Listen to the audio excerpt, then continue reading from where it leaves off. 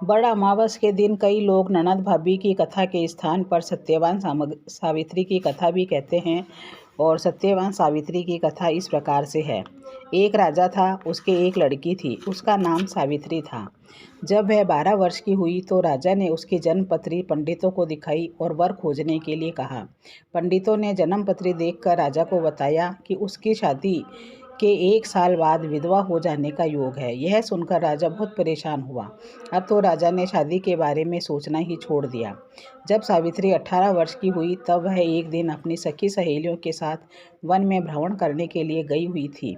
वहाँ उसने एक सुंदर युवक को लकड़ी काटते हुए देखा। उसने उससे शादी करने का फैसला किया। सत्यवान के पिता एक राजा थे, किंतु उनका राज्य दुश्मनों ने छीन लिया था और अब वे जंगल में झोंपड़ी बनाकर रहते थे। राजा ने सावित्री की इच्छा अनुसार उसकी शादी सत्यवान से करा दी। सावित्री अपने अंधे सास ससुर की बहुत सेवा करती थी। वह बचपन से शिवजी की पूजा किया करती थी। इसे अपने भविष्य के बारे में मालूम था।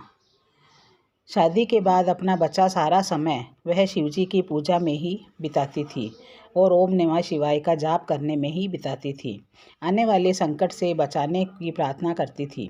शिवजी ने स्वप्न में उसे वट वृक्ष की पूजा करने के लिए कहा। सावित्री ने बड़ की पूजा भी आरंभ कर दी।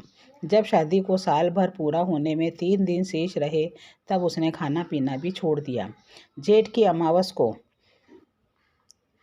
जब सत्यवान लकड़ी काटने के लिए जंगल को जाने लगा तो हट करके सावित्री भी साथ में चली गई। लकड़ी काटते काटते सत्यवान के सिर में दर्द होने लगा। सावित्री ने उसे कहा वह कुछ देर आराम कर ले। वह सावित्री के गोद में सिर रखकर लेट गया। उसे नींद आ गई और नींद में ही उसकी मृत्यु हो गई। जब यमराज सत्यवान की आत्मा को ले जाने लगे तब व्रत के प्रभाव से वे सावित्री को दिखाई देने लगे। वह उनके पीछे पीछे चल पड़ी। यमराज ने कहा वह उनके पीछे न आवे और उन्हें अपना काम करने देवे, किंतु वह नहीं मानी, पीछे पीछे चलती रही। तब यमराज ने कहा मुझे तुम्हारे पति को ले जाना ही पड़ेगा। इस बात को छोड़कर तुम जो चाहो मांग लो। सावित्री ने कहा तो मैं 100 पुत्रों की माता बनूं तथा मेरे सास ससुर की आंखों की रोशनी तथा राज्य वापस मिल जाए। यमराज ने कहा तथास्तु, ऐसा ही होगा। इस प्रकार तीनों वर मांगे। यमराज फिर अपने भैंसे पर सवार होकर चल दिए। सावित्री फिर पीछे पीछे आने लगी।